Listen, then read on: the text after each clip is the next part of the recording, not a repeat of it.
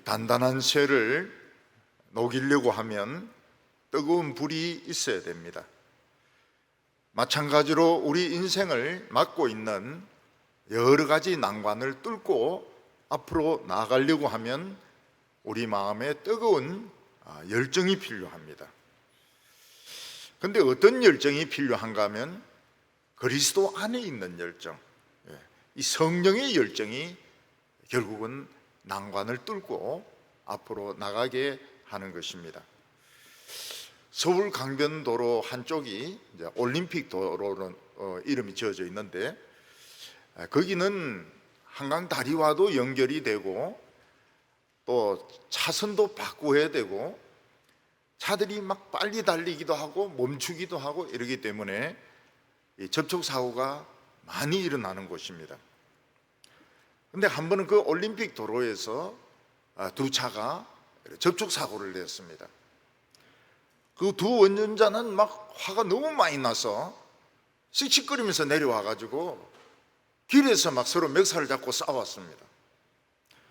근데 뒤에서 달려오던 차가 이 멱살 잡고 싸우는 사람을 못 보고 그냥 두 사람을 치어버린 것입니다. 그 두 사람이 좀 차에 앉아 있었더라면 차를 도로변에 붙이고 보험회사에 연락하고 좀 참았더라면 아무 문제가 없는 건데, 막 화를 내면서 씩씩거리면서 길 막 복판에서 서로 싸우니까 그 아까운 생명을 두 사람 다 잃게 되고 만 것입니다. 요즘은 이 동네 골목에 차를 주차하는 것이 굉장히 어렵습니다. 아파트 같은 경우에는 주차장이 그래도 확보가 되어 있지만은 이 동네 골목에는 누구든지 차를 대기 때문에 주차 전쟁을 벌여야 됩니다. 그래서 어떤 집에서는 다른 차가 주차하지 못하도록 깨어진 그런 의자를 세워놓기도 하고, 또 구멍이 뚫려진 그 물통을 갖다 놓기도 하고, 또 어떤 곳에는 막 연탄재를 쌓아놓기도 합니다. 근데 지독한 사람은 어떻게 합니까? 그 의자를 치우고 물통을 치우고 그 연탄재를 치우고 거기에 이제 자기 차를 세워놓는 것입니다. 그러면 막 이제 싸움이 일어나죠. 한 번은 보니까 어떤 차 위에 연탄재를 막 쌓아놨습니다. 그 치운 연탄재를 이제 그 위에 올려놓은 것이죠. 화가 나니까. 우리나라 사람들은 성질이 급하기로 유명합니다. 느긋하다는 사람도 결국은 급합니다. 이 외국에 여행을 가보면 그 외국 여행객들은 기다리는데 그냥 달인입니다.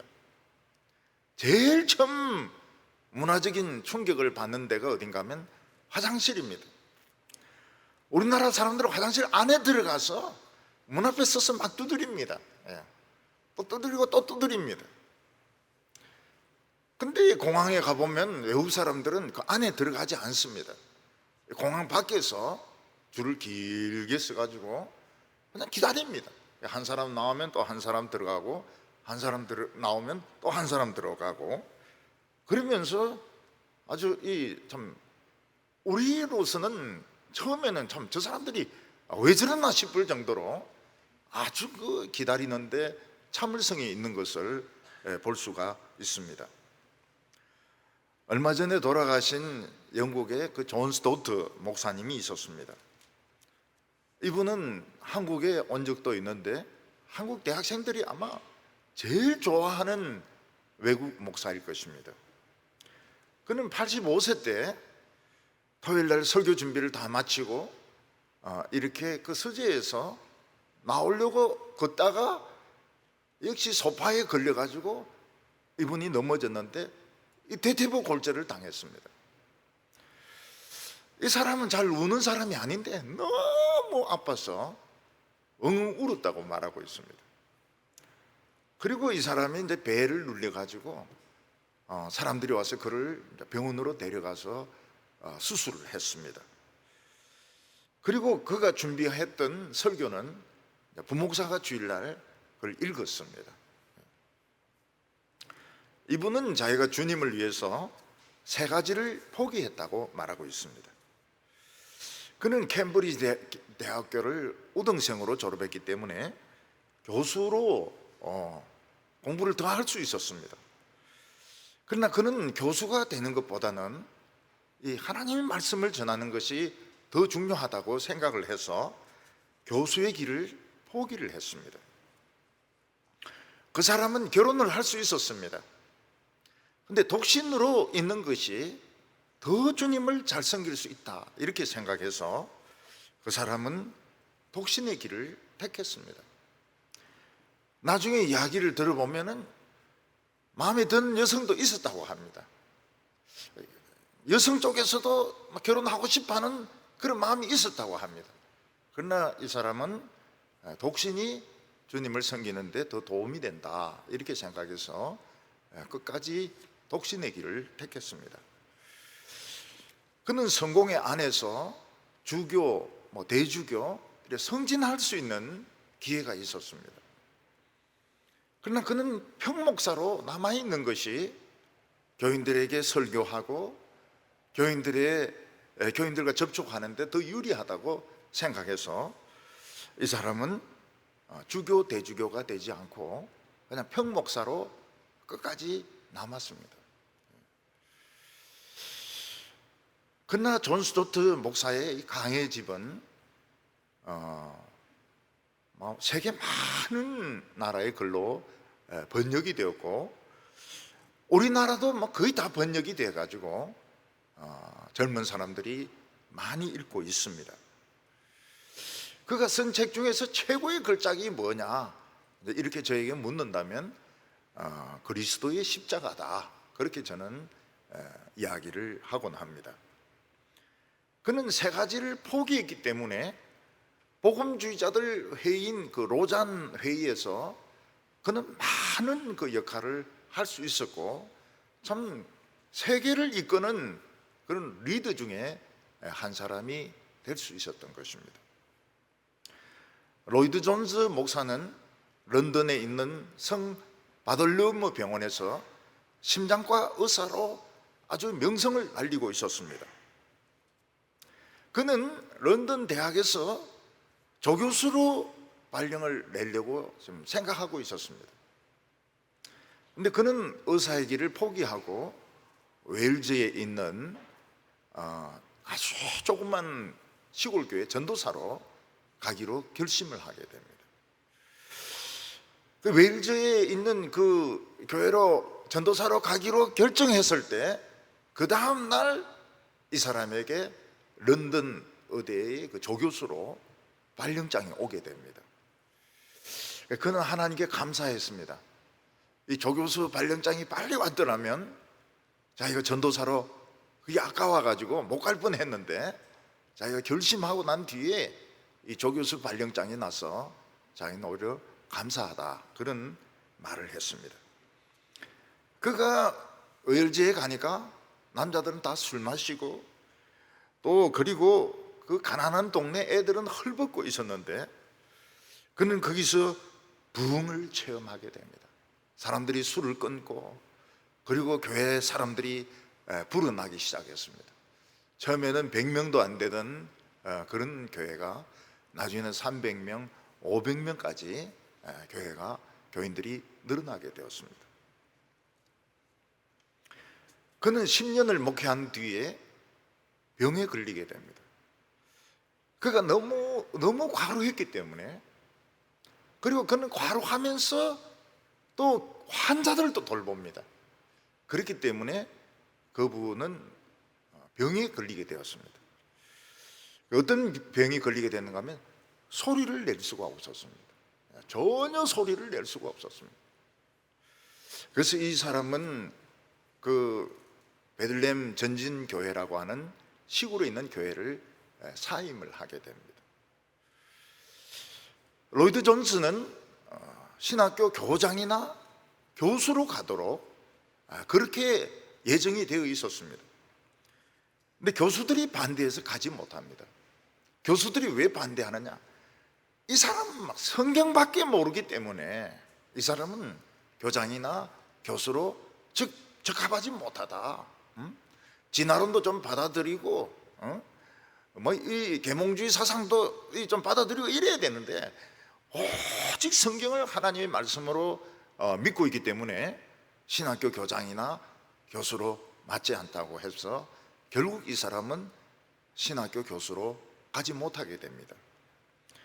그 대신에 런던에 있는 캠벨 모건이라는 사람이 목회를 하는 웨스트민스터 채플에 동사 목사로 가게 됩니다. 그분이 늙었기 때문에 그분과 같이 한 주씩 번갈아 가면서 이제 설교를 하게 됩니다. 근데 그때 2차 대전이 터지면서 막 공습을 하니까, 독일군 공습이 일어나니까 교인들이 전부 시골로 다 흩어져서 거의 남지 않게 되었습니다. 그래서 교회는 두 목사에게 생활비를 줄 수가 없었습니다. 그 재직회에서는 목사 중에 두 사람 중에 한 명을 그만두게 해야 된다. 재직회가 문제가 많았습니다. 재직회가 목사 두 사람 중에 한 명을 우리 돈이 없으니까 그만두게 해야 된다. 이런 의견들이 많이 나왔습니다. 그런데 로이드 존스 목사는 괜찮다고 했습니다. 괜찮다고. 하나님이 하시는 일은 틀림이 없다고, 괜찮다고. 그 집사들 걱정하지 말라고. 근데 잠시 후에 전쟁에 참여하기 위해서 캐나다, 호주 이런 데서, 미국 이런 데서 조종사들이 막 밀려오기 시작했습니다. 그리고 간호사들이 막 밀려오기 시작하고 육군들이 또 막 밀려오기 시작했습니다. 그 사람들이 전부 런던에 주둔을 했던 겁니다. 그래서 웨스트민스터 채플은 그냥 군인들로 꽉 차게 되었습니다.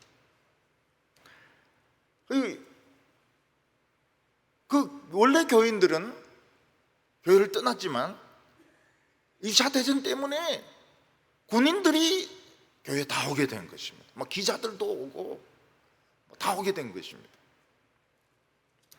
로이드 존스의 믿음대로 됐습니다. 교회는 꽉 찼어요. 그 조종사 중에서는 예배드리고 그 다음 주는 안 나온 조종사들도 많이 있었습니다. 이 사람들은 격추가 되어서 죽은 사람들이었습니다. 그러니까 이 웨스트민스터 채플은 정말 긴장감이 흘렀습니다. 우리는 이게 마지막 예배일 수 있다. 조종사들은 우리 이게 마지막 예배일 수 있다. 육군들도 곧 전투하러 뭐 노르망디 상륙작전이나 이런 데 가야 되니까 긴장 가운데서 말씀을 들었던 것입니다.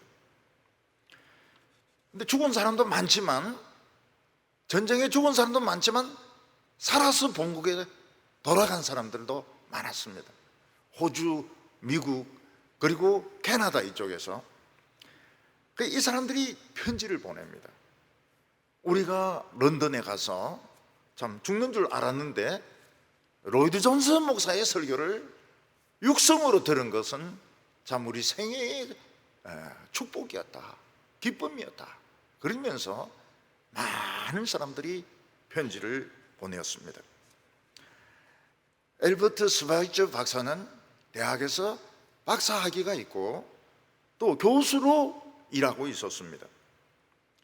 그러나 그는 아프리카에 있는 흑인들을 치료하기 위해서 의사가 되기로 결심을 합니다. 그는 30이 넘은 나이에 의대에 새로 신입생으로 입학을 하게 됩니다. 그는 그 파이프 올겐을 아주 연주를 잘했기 때문에 베를린 필하모니의 전속주자였습니다. 그 정도로 이 사람은 음악 실력이 뛰어난 사람이었습니다. 그러나 그는 베를린 필의 그 전속 연주자의 자격을 포기합니다. 그는 철학 교수의 자격에 사표를 내고 그는 월급이 없는 사람이 됩니다. 왜냐하면 자기가 의대생이기 때문에. 그는 의대를 졸업하고 아프리카 쪽으로 가서 닭장을 개조해서 병원을 세우게 됩니다. 근데 아프리카 원주민들은 병이 나면 무당을 찾아가지 이 얼굴이 흰 백인 의사를 신뢰하지를 않았습니다. 그 닭장을 고쳐서 병원을 만들어도 원주민들은 오지 않았습니다. 그러다가 1차 대전이 터집니다. 프랑스하고 독일하고 막 싸우면서 사람들은 이 사람이 간첩이다 이런 오해를 하게 되었습니다. 그래서 프랑스 수용소에 이 사람은 몇 년간 갇히게 됩니다. 그러다가 이제 그 오해가 풀어지 가지고 수용소에서 풀려나게 되었을 때 어디로 가느냐? 바로 그 닭장병원으로 달려가게 됩니다. 거기서 닭장병원을 다시 수리를 해가지고 다시 병원을 오픈을 합니다. 그는 아프리카에서 겪었던 그 일들을 책으로 썼는데 물과 원시림 사이에서 이런 책이 유럽에서 베스트셀러가 되었습니다. 그래서 수입이 인쇄가 많이 들어오게 되었습니다. 이 사람이 유명해지게 되었습니다. 그래서 병원도 또 다시 짓고 그 사람은 아주 늙을 때까지 환자들을 돌볼 수 있었습니다. 우리가 이런 것을 보면 참 훌륭한 크리스찬들은 다 바보인 것 같습니다. 그들은 더 높아질 마음만 있으면 더 높아질 수 있고 유명해지려고 하면 더 유명해질 수 있는데도 불구하고 그들은 그 길을 포기하고 인생 밑바닥에 길을 찾아갔던 것입니다. 그러나 주님은 그들을 잊지 아니하시고 이 등불을 켜서 침대 밑에나 그릇 안에 넣지 않고 등경 위에 두는 것처럼 이 사람들 참 세계적인 인물로 하나님께서 사용하셨던 것입니다. 오늘 그 인터넷상을 이렇게 보면 다른 교수나 다른 목사나 이런 분들을 막 비판하는 그런 사람들을 많이 보게 됩니다. 처음에는 그 논리나 그의 주장이 얼마나 놀라운지 감탄을 하게 됩니다. 야, 저 사람은 언제 저렇게 공부를 많이 했길래 저렇게 예리하게 비판하고 어떻게 저렇게 모든 것을 다 판단할 수 있는가? 참 감탄이 막 저절로 나옵니다.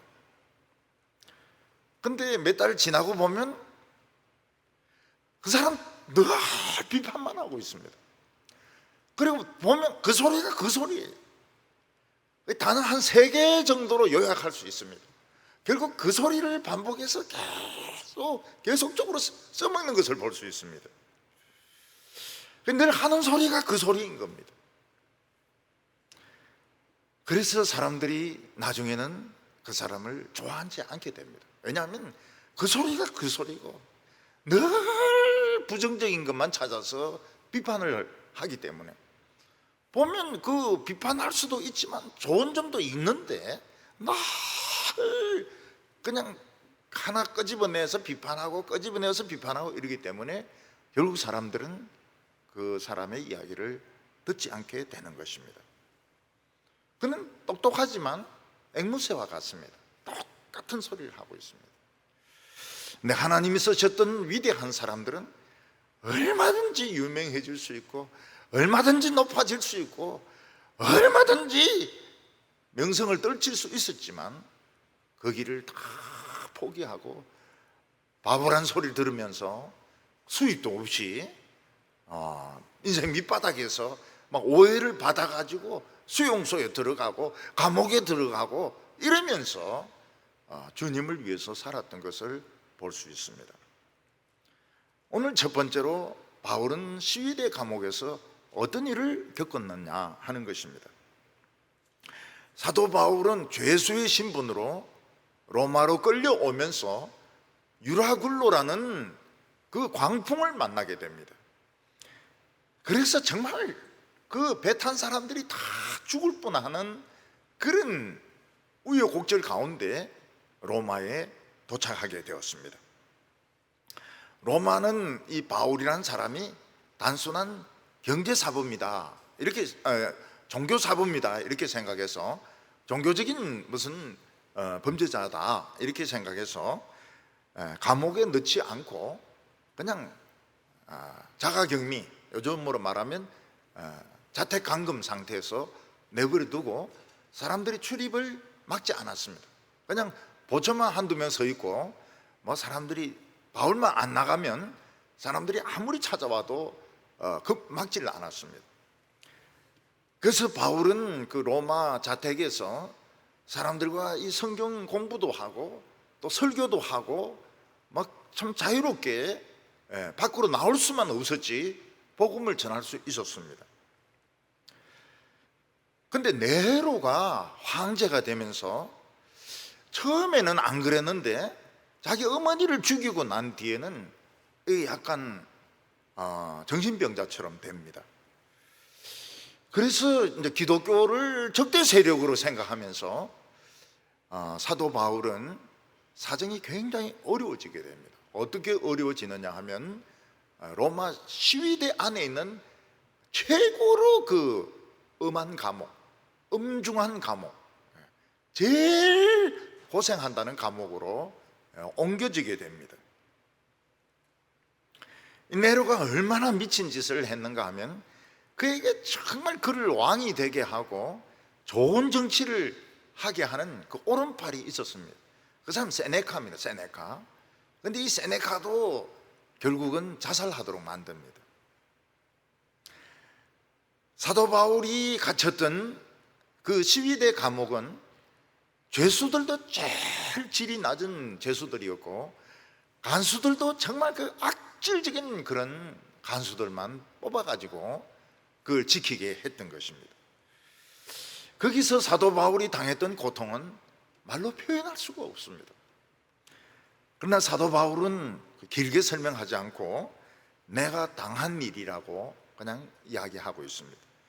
12절을 보면 형제들아, 내가 당한 일이 도리어 복음 전파에 진전이 된 줄을 너희가 알기를 원하노라, 이렇게 말했습니다. 사도 바울은 로마 그 시위대 안에 있는 그 악력 높은 감옥에 갇혀서 같은 죄수들로부터, 간수들로부터 엄청난 그 구타와 욕설과 시달림을 당했던 것입니다. 그런데 사도 바울은 뭐라고 말하는가 하면 이 우라질 시위대, 뭐 비르먹을 시위대 이렇게 말하지 않고 복음의 진전일이었다, 그렇게 말하고, 내가 당한 일들이 정말 복음의 진전이 되었다, 이렇게 말하고 있습니다. 근데 사실은 이게 간단한 말이 아니었습니다. 간단한 일이 아니었습니다. 사도 바울이 감옥에서 다른 죄수들에게 전도하고 또 간수들에게 전도하고 이래서 복음이 막 퍼졌던 것이 아닌 것입니다.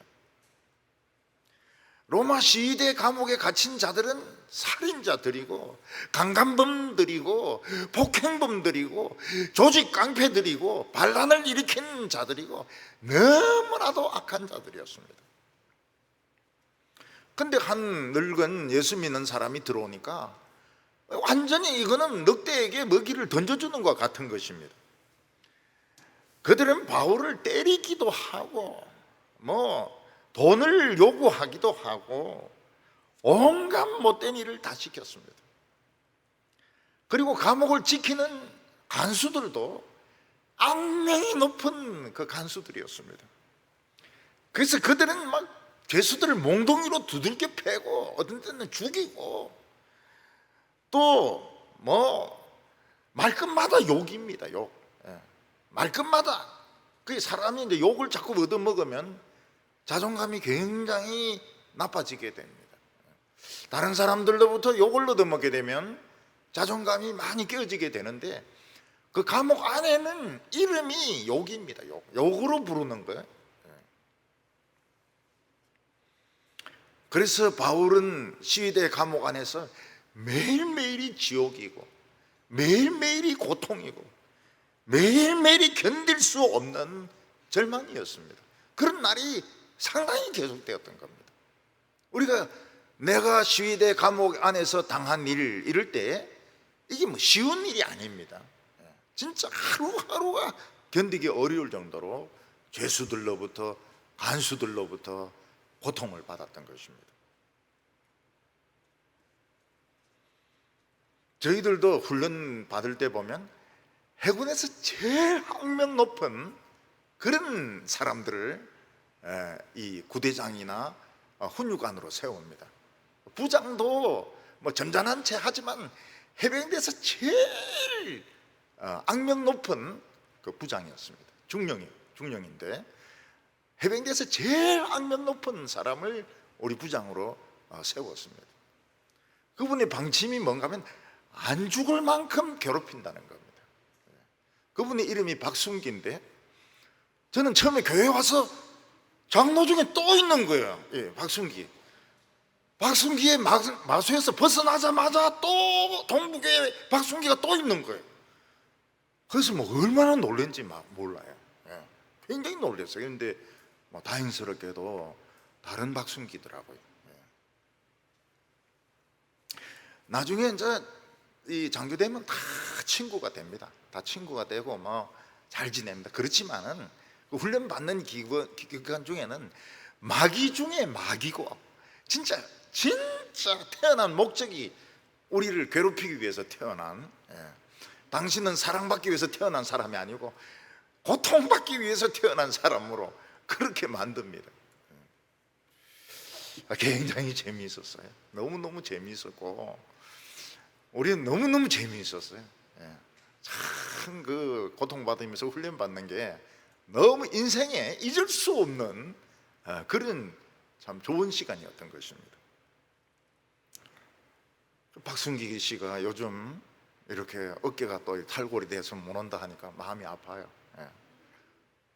악명 높은 해병대 박순기, 이름 지금 다 될 수 있습니다. 얼마나 못된지 몰라요. 그런데 나중엔 다 친구가 됩니다.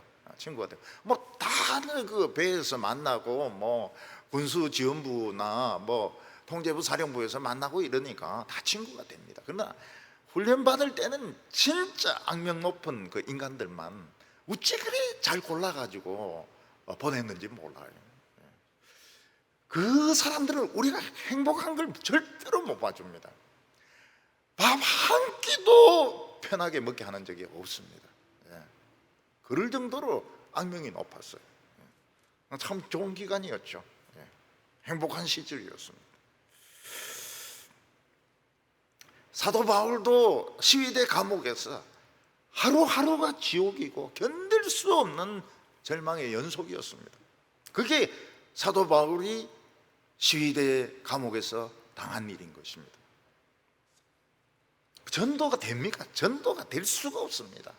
그 살인자들, 강간범들, 반란을 일으킨 자들 무슨 예수를 믿습니까? 그 악명 높은 간수들만 모아놨는데 예수 믿으라, 이놈의 새끼 아직 정신을 못 차리고 나와 이래 막 그 두들겨 패고 막 전도가 됩니까? 전도가 안 돼요. 근데 하나님은 바울을 홀로 두지 아니하셨습니다. 어떻게 홀로 두지 않았습니까? 제 짐작입니다. 제 짐작으로 그 간수 중에 하나가 병에 걸린 거예요. 아주 심한 병에 걸려서 죽어가고 있는데 아무 의사도 고치지 못하는 겁니다. 그때 사도 바울이 간수에게 뭐라고 말? 내가 한번 기도할 수 있도록 그 환자를 만나게 해달라고. 네 같은 놈이 뭘 한다고 그래? 한번 만나게 해달라고. 그래서 그 간수가 참 이 별 미친놈 다 보겠네 그러면서 사도 바울을 끄집어내 가지고 그 병 걸린 간수인데 데리고 가는 겁니다. 사도 바울이 간절하게 기도합니다. 이 사람이 병이 나을 수 있도록. 이 사람이 낫는 거예요. 사람들은 그때까지만 해도 이게 우연의 일치라고 생각합니다. 이 기도가 아니고 이는 그냥 기적이 일어난 거야. 감옥 안에서 제일 악명 높은 악질이 어느 날 또 병에 걸려 쓰러진 겁니다. 사도 바울이 기도합니다. 오 주여, 이 악질을 살려주십시오. 이 악질이 없으면 심심해서 어떻게 삽니까? 근데 이 악질이 병이 떠나면서 살아나는 거예요. 그러니까 이 악질이 막 이야기합니다. 앞으로 저 영감 건드린 놈은 내가 막 죽여버리겠다고 말하죠. 이 영감 아무도 건드리지 말라고. 이 영감은 자반 병 고치는 능력이 있는 이런 영감이라고. 그러니까 시위대는 군인들이 있지 않습니까? 군인들이 환자가 많아요. 그 군인 이제 다 이 바울의 소문이 나니까 군인들이 의사의 진찰을 안 받고 이 감옥으로 막 오는 겁니다. 감옥으로 쭉 오는 거예요. 바울이 그들 위해서 기도하니까 병이 다 낫는 것입니다. 그때 이제 사람들이 이 사람이 보통 사람이 아니구나. 이 사람은 하나님의 능력이 있고 말씀이 있는 사람이구나. 그래서 간수장이 이 사람을 독방으로 옮겨줍니다. 고통을 덜 받도록 옮겨주고 또 교인들도 좀 들어올 수 있도록 해줘가지고 이 바울을 도와주도록 이렇게, 그러니까 감옥 안에 바울도 있고 성도들도 들어와 있는 겁니다. 성도들이 바울이 여러 가지를 심부름을 해줘요.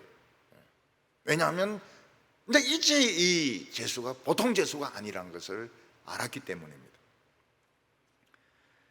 그래서 그 소문이 어디까지 갑니까? 왕궁까지 막 퍼지게 되는 겁니다. 왕궁에 있는 일하는 하녀들, 또 고급 관리들의 부인들, 주로 여자들이죠. 아이들, 이런 중에 막 병에 걸려가지고 막 죽어가는 이런 사람들이 막 생겼는데, 저 감옥에 병 잘 고치는 그런 죄수가 있다더라. 막 소문이 퍼지면서 낮에는 이제 못 오고 밤에 이제 후드 같은 거 쓰고, 후드나 뭐 이런 담요 같은 거 뒤집어 쓰고 감옥으로 찾아오는 겁니다. 그래서 사도 바울이 독방에서 기도해주고 그 사람을 낫게 해달라고 하나님께 부르짖으니까 다 치료가 되는 거예요. 그래서 궁정 안에, 로마 궁정 안에 크리스찬들이 항상 있었습니다. 네로 이후로 거기에 뭐 하인들이나 노예들이나 심지어는 어떤 때는 왕비까지도 크리스찬인 경우가 있었습니다. 항상 크리스찬이 있었어요. 왜냐하면 이 사도 바울의 이 전도 때문에 병고침을 받고 예수를 믿은 사람들이 왕궁에 항상 있었던 것입니다. 사람들의 마음은 돌보다 더 단단해가지고 웬만해서는 예수를 안 믿습니다. 전도해서 예수 안 믿는 것이 이게 정상인 거예요. 정상인 겁니다.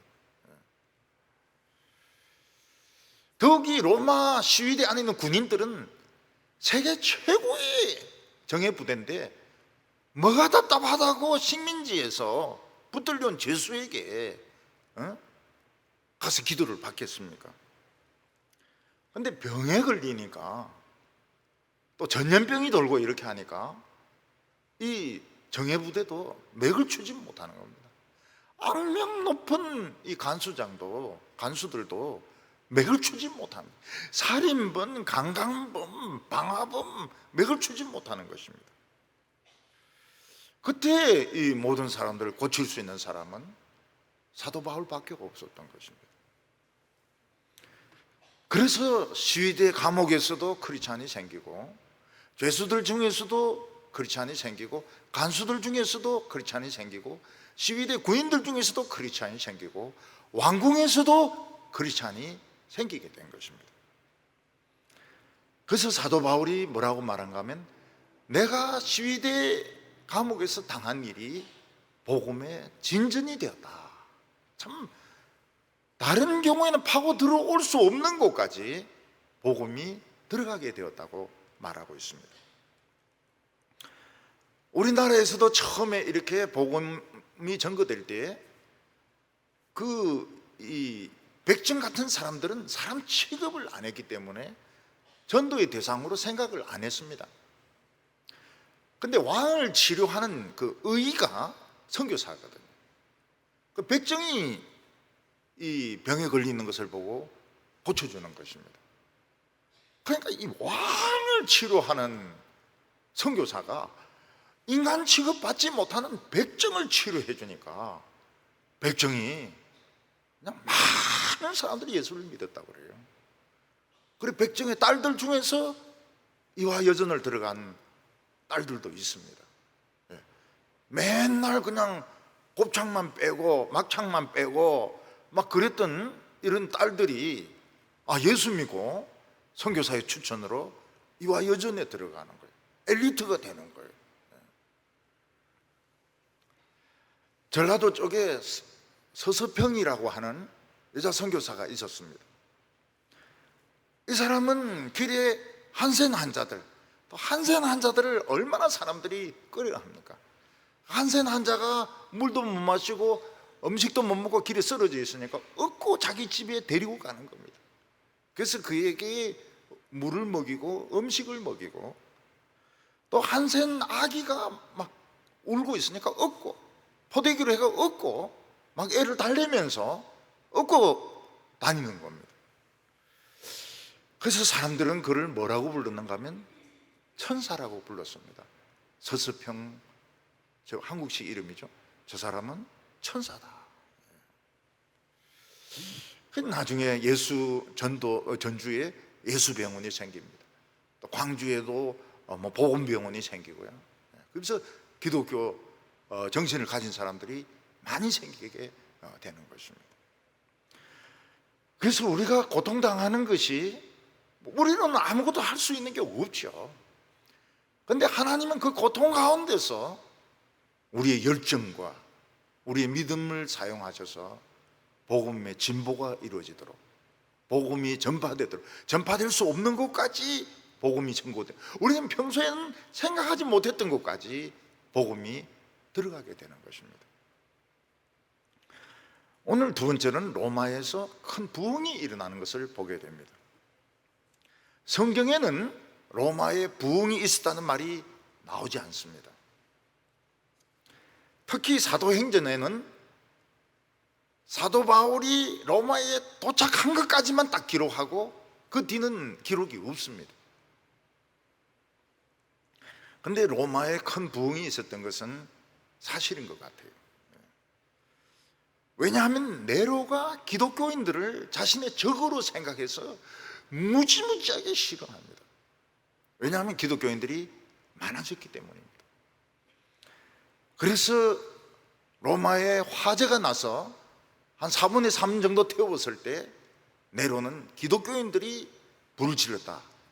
그래서 기독교인들 있는 구역에 가서 한 1000명 정도 잡아와서 사자밥이 되게 하고 십자가에 못 박아 죽이고 불태워 죽입니다. 근데 다 잡아온 게 아니에요. 다 잡아온 게 아니에요. 숨어 있었던 또 크리스찬도 많습니다. 이 사람들은 뭘 했습니까? 가타고움이라는 지하 동굴에서 계속 예배를 드렸던 것입니다.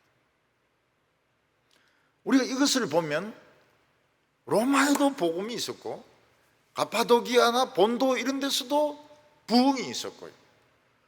우리나라 평양에만 부흥이 있은 게 아니고 의주, 신의주 그쪽에서도 부흥이 있었어요. 그때 벌써 관현악단이 있었습니다. 예배 드릴 때 청소년들로 구성된 이 관현악단이 예배를 반주해요. 그 일제시대 때 그런 일이 그렇게 했습니다. 막 대단했죠. 그때 청년들의 열정이 막 굉장했습니다. 그 신의주 교회 출신이 한경직 목사님입니까? 그 영락교회에서는 전통이 담임 목사를 세울 때는 서울대 출신이고 이북 출신이고 그게 이제 조건입니다. 지금은 이제 그 서울대 출신은 구할 수가 있는데 이북 출신을 구할 수가 없어요. 그래서 지금은 근데 처음 초창기만 해도 그게 굉장히 굳어져 있었습니다. 그 영락교 교인들 마음속에 굳어져 있었어요. 바울이 시위대 감옥에서 능력을 나타낸 것은 감옥 밖에 있는 교인들에게도 막 소문이 나게 되었습니다. 그 악명 높은 시위대 감옥에서 바울이 위축된 것이 아니라 오히려 많은 죄수들과 간수들과 군인들과 왕궁에 있는 사람들까지 예수 믿는 소문이 들리게 된 것입니다. 14절에 형제 중 다수가 나의 매임으로 말미암아 주 안에서 신뢰함으로 겁 없이 하나님의 말씀을 담대하게 전하게 되었느니라. 로마에 있는 교인들은 사도 바울이 시위대 감옥으로 들어가니까 아이고 이제 끝장났구나. 그래서 낙심을 많이 했습니다. 그들은 막 기도도 힘이 떨어지고 전도도 못하고 그냥 바울이 나오면 우리가 어떻게 또 다시 한번 시작해보자 뭐 이런 생각을 했던 것입니다. 근데 사도 바울은 뭐라고 말하고 있습니까? 그 안에 들어가서 더 하나님이 역사하더라. 내가 한 거 아니다. 하나님이 더 놀랍게 역사하더라. 그 말을 들으니까 로마 교인들이 겁이 없어지게 되었습니다. 진짜 하나님은 살아계시고 예수님은 진짜 우리와 함께 하시는구나.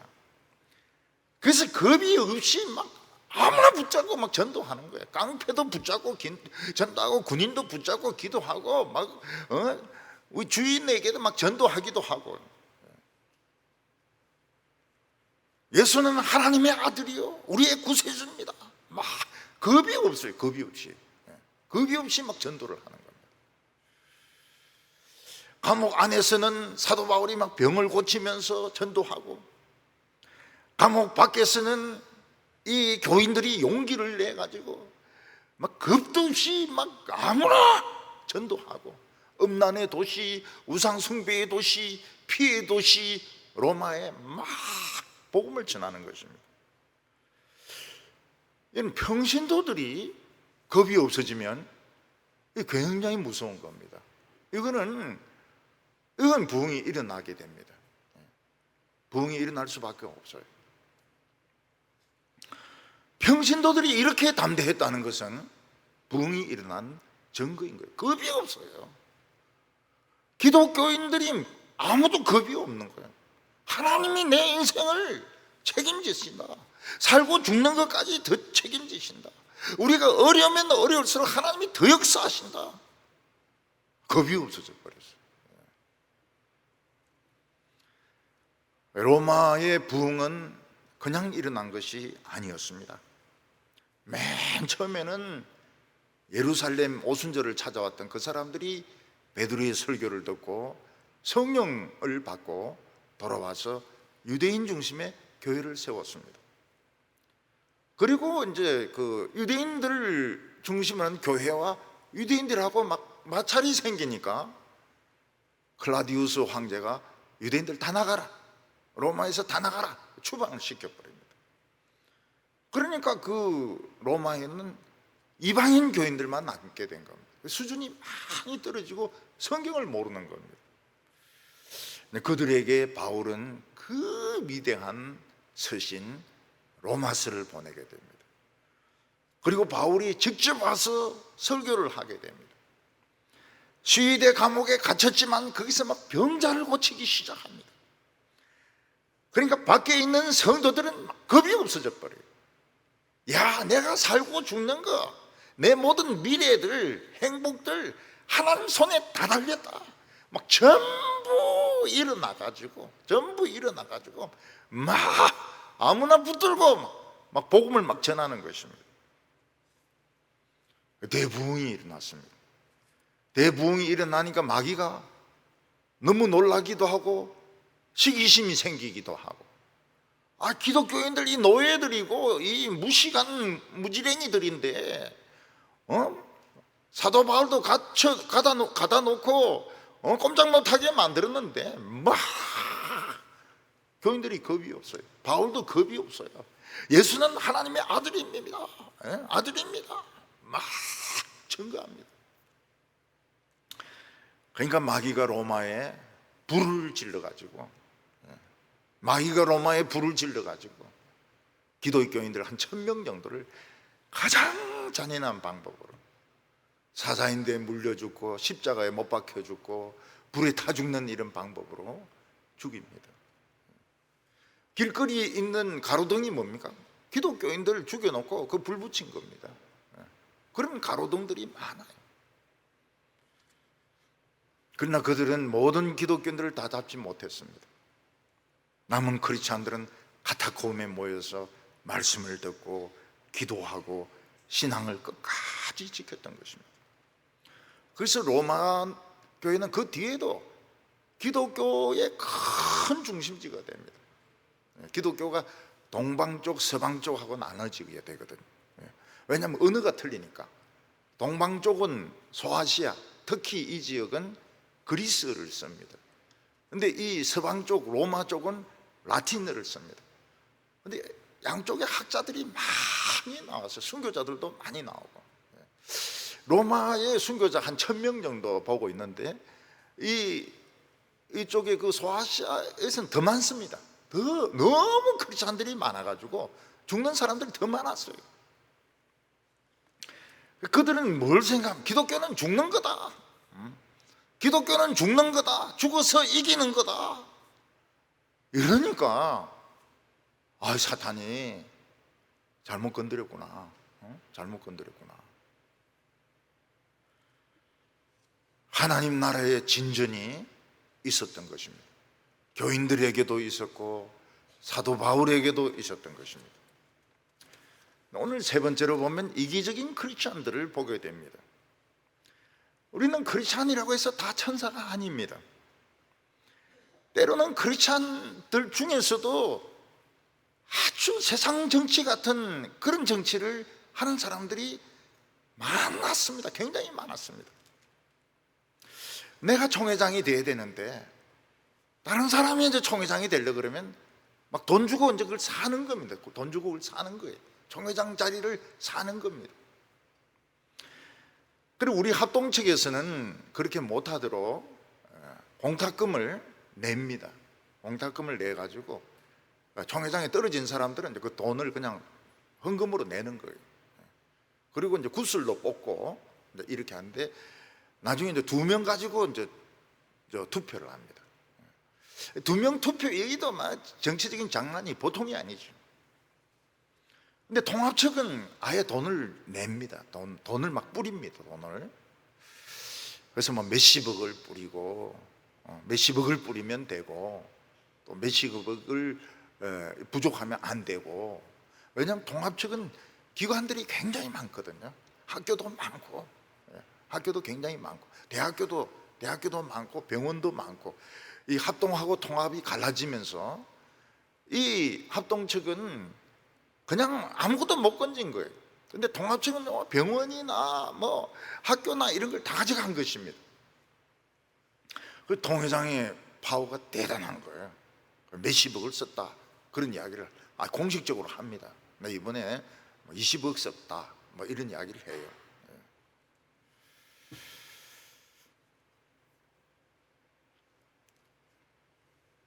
또 교회에 복음만 전하면 사람들이 옵니까? 잘 안 옵니다. 왔다가도 갑니다. 막 죄설교하고 회개해야 된다 그러고 막 이러면 왔다가도 가요. 그 요즘은 이제 사탕으로 이제 버물러 가지고 교회 오면 막 하나님 복을 주신다. 복을 주신다. 그 복 받은 사례들 막 쫙 이야기하고 말이죠. 자녀들이 막 좋은 대학교에 막 들어가고 말이죠. 돈 막 억수로 벌고 말이죠.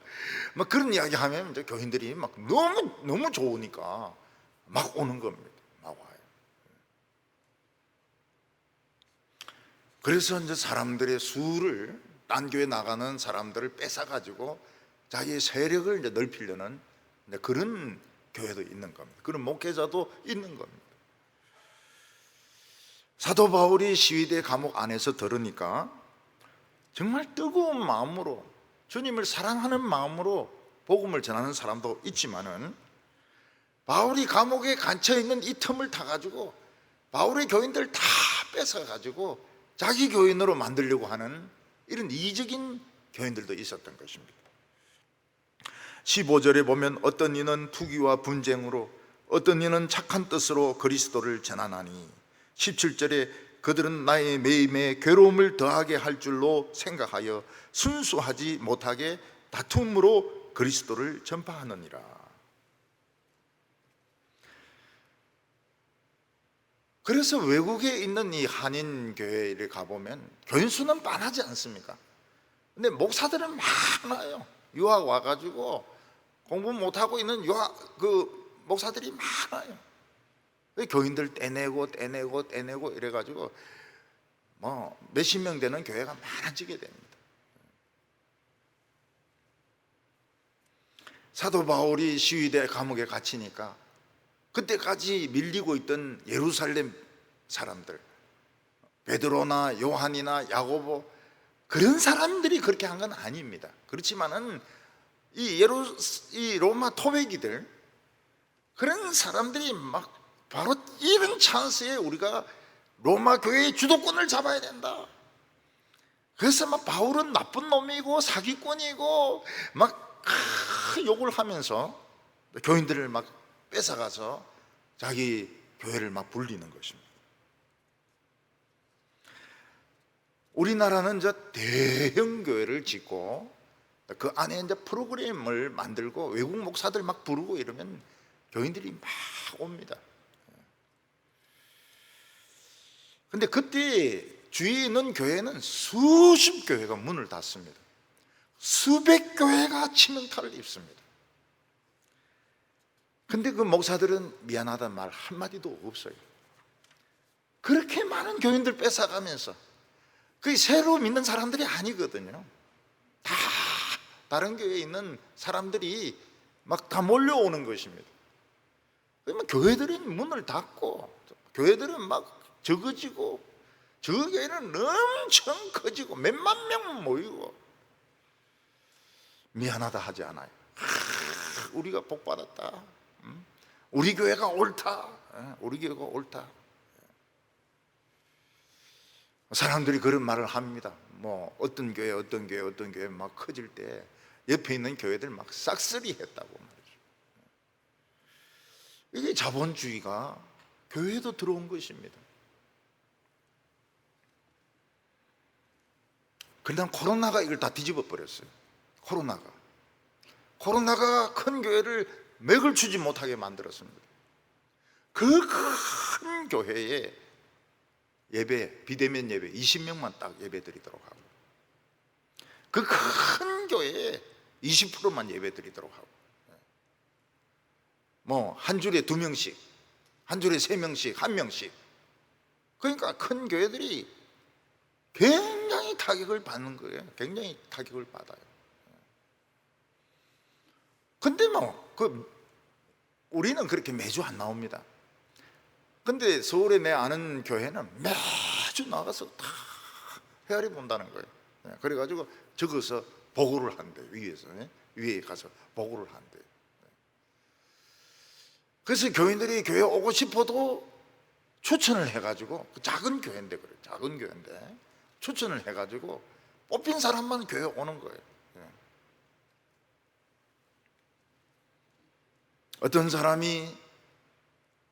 어떤 사람은 바울이 복음을 변증하기 위해서 하나님이 세운 사람이란 걸 아는가 하면, 다른 사람은 저 사람은 막 세력을 막 엄청나게 만드는 사람이다.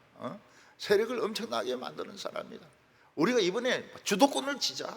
이래서 막 바울은 나쁜 놈이고, 바울은 악질이고, 막 괴상한 놈이고, 막 소문을 내가지고 교인들을 막 흡수를 하는 겁니다. 제가 외국에 이렇게 한 번씩 안 나가지 않습니까? 요즘 너무 안 나가지 않습니까? 이유가 있습니다. 나가가지고 이제 막 설교하고 있는 참 좋아해. 그 교회는 좋아해. 근데 목사들이 다른 목사를 얼마나 욕하는지 귀가 아프고 머리가 아파요. 선교사들도 마찬가지입니다. 다 경쟁 관계라고 보기 때문에 너무 욕을 많이 해요. 이 예수 믿는 사람들이 질투가 심합니다. 굉장히 질투가 심해요. 동부교회 예배 드릴 때는 뭐 은혜로운 교회 이러지만 돌아서면은 막 시기침에 막 차 있습니다. 16절에 이들은 내가 복음을 변증하기 위하여 세움을 받은 줄 알고 사랑으로 하나. 복음을 변증한다는 것은 복음이 무엇이냐? 왜 인간은 죄인이냐? 예수 그리스도는 왜 피를 흘려야만 했는가? 그것을 증거하는 것이 변증하는 것입니다. 아폴로기아, 변증하는 것입니다.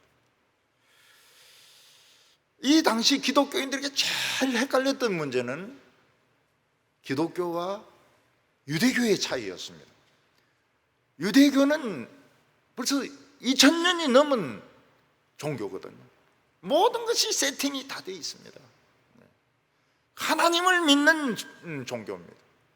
기독교는 신흥 종교입니다. 할례도 안 받습니다. 이방인들이 많습니다. 그러니까 사람들은 기독교를 믿어도 되는가? 유대교를 믿어야 되지 않는가? 그렇게 생각한 사람들이 많았습니다. 갈라디아 지역은 막 거의 다 넘어가 버렸어요. 할례파에 다 넘어갔습니다. 근데 이 유대교에 그래 학자가 많고 그렇게 랍비들이 많아도 이길 수 없는 것이 있었습니다. 그게 사도 바울의 로마서입니다. 사도 바울의 로마서를 이길 수 있는 학자는 단 한 명도 없었습니다. 그만큼 이 사도 바울이 대단한 사람인 거예요. 그의 로마서가 대단한 서신입니다. 아무도 로마서를 이기지 못했습니다. 18절에 보면 그러면 무엇이냐? 거칠애로 하나 참으로 하나 무슨 방도로 하든지 전파되는 것은 그리스도니 이로써 나는 기뻐하고 또 기뻐하리라. 이 사람들은 막 거칠어 전도하는 사람들입니다. 겉으로 전도하는 것 같지만 사도 바울의 세력을 막 뺏는 사람들입니다. 사도 바울의 교인들을 막 뺏어가지고 자기들이 이제 주도권을 쥐고 있는 사람들입니다. 그래도 그들은 예수님을 전하고 예수님의 십자가를 전하고 구원을 전하니까 결국 이러든 저러든 복음이 전거되니까 난 너무 좋다는 거예요. 내 세력 필요 없다는 겁니다. 내 세력이 필요 없다. 그냥 예수님만 전거되면 된다. 그래서 기뻐하고 기뻐하리라. 나 너무 기쁘다는 거예요. 내 세력 다 뺏어가고 주도권 다 가져가고 그래도 결국은 예수님이 전거되는 거니까 나는 너무 기쁘다고 말을 했습니다. 18세기 영국에서도 존 웨슬레가 있고 조지 화이트필드가 있었습니다. 근데 실제로 이 능력은 조지 화이트필드가 더 많이 능력을 나타내었습니다. 근데 조지 화이트필드는 자기 교단을 만들지 않습니다. 조지 화이트필드는 없어져야 된다고 이야기합니다. 근데 존 웨슬레는 감리교를 만듭니다. 감리교는 지금까지 남아 있습니다. 근데 조지 화이트필드는 아는 사람이 거의 없어요. 왜냐하면 자기 사람을 안 만들었기 때문에. 근데 굉장히 위대한 사람입니다.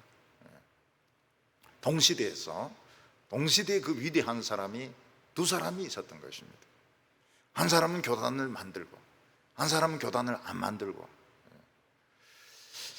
그 동생 찰스 웨슬레가 처음엔 조지 휘필드하고 다니면서 막 찬양 사역을 많이 했습니다. 근데 형인대로 보냅니다. 형하고 같이 사역해라고. 형인대로 보냅니다. 그만큼 이 사람이 스케일이 큰 사람이에요. 통통하게 생겼어요. 통통하게. 조지 화이트필드가 통통하게 생겼습니다. 존 웨슬레는 엘리트입니다. 귀족 출신입니다. 화이트필드는 여관집 아들입니다. 그래서 학교를 근로장학생으로 다녔는데, 신학교 옥스퍼드를. 근로장학생이 뭔가 하면 이 부잣집 애들 구두 닦아주고 기숙사 청소해주는 이런 일을 했던 겁니다. 그런데 그는 참 귀하게 사용되었습니다. 그리고 자기 이름을 남기지 않았습니다. 자기 이름을 남기지 않았습니다. 존 칼빈 같은 경우에도 묘지가 그냥 평범한 묘지인데 JC 이렇게 적혀 있습니다. 존 칼빈, JC. 우리나라 같이 뭐 그 무덤을 막 대단하게 만들고 그렇게 안 합니다. JC입니다. JC. 이 사람들은 사도 바울의 주도권을 뺏어가지고 로마 교회를 이제 자신들의 주도권 하에 두려고 했습니다. 근데 사도 바울은 복음만 증거되면 되지, 내가 주도권을 뺏기든 가지든 그게 무슨 상관이 있느냐, 나는 기쁘고 기쁘다고 말을 하고 있습니다. 우리나라에서도 막 큰 교회가 있습니다. 굉장히 큰 교회가 있습니다. 근데 제 친척 중에서 보면 절대로 예수 안 믿을 사람인데 그 교회를 다녀요.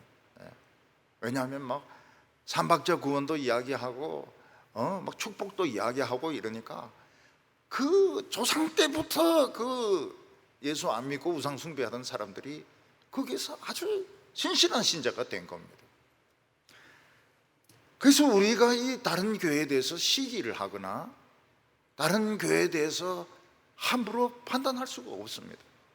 그 안에는 하나님의 그 놀라운 손길에 의해서 예수를 믿는 사람들이 있는 겁니다. 진짜 예수를 믿어요. 십자가를 믿고 예수 이름을 믿고 그러면 된 거죠. 된 거죠. 오늘 여기 보면 사도 바울은 감옥에 갇혔지만 거기서 병을 많이 고쳐가지고 왕궁까지 복음이 전거되게 했습니다. 로마 교인들은 그냥 겁이 없이 복음을 전했습니다. 겁이 없어요. 오늘 우리 성도들이 제일 걱정을 많이 하는 것이 미래일입니다. 미래일. 나의 미래는 어떻게 될 것인가? 우리 자식들의 미래는 어떻게 될 것인가? 그 걱정할 필요가 없어요. 하나님이 알아서 하십니다. 하나님 알아서 해요. 겁 없이 실패하면 실패하는 거죠. 뭐 어떻게 인간이 언제 다 성공할 수 있습니까? 누가 주도권을 쥐면 쥐라고 하세요. 주도권을 쥐어도 하나님과 합력해서 다 선을 이루기 때문에 시기할 필요가 없는 겁니다. 뒤에서 욕하고 그럴 필요가 없어요. 우리 성도님들도 용기를 내시기 바랍니다. 코로나 가지고 겁내지 마시고요. 코로나는 오래 안 갈 것 같아요. 저 미친 듯이 설치 쌓는 거 보면 저 오래 안 갈 것 같아요. 기독교인들이 원형 경기장에서 다 죽은 게 아닙니다. 많이 살았어요. 그 사람들은 카타콤에 모여가지고 또 예배드렸습니다. 우리 성도님들 용기를 가지시기 바랍니다. 모세가 하나님의 산에 올라가서 내려오면서 얼굴에서 빛이 났던 것처럼 여러분들의 얼굴에도 빛이 나고 마귀의 세력을 그냥 단칼에 베고 담대하게 예수 그리스도의 십자가를 증거하는 우리 성도들 다 되시기를 바랍니다. 기도드리겠습니다. 거룩하신 하나님 아버지, 바울이란 위대한 인물을 사용하셔서 오늘 우리들에게도 감동을 주시고 또 우리들에게도 용기를 내게 하여 주심을 감사합니다. 우리가 어려우면 어려울수록 하나님은 더 큰 능력으로 역사하십니다. 병을 고치시고 죽을 자를 살리시고 어려움에 빠진 자를 건져내시는 줄로 믿습니다. 주여 역사하여 주시옵소서. 우리 한 사람 한 사람 속에 주여 들어와 주시옵소서.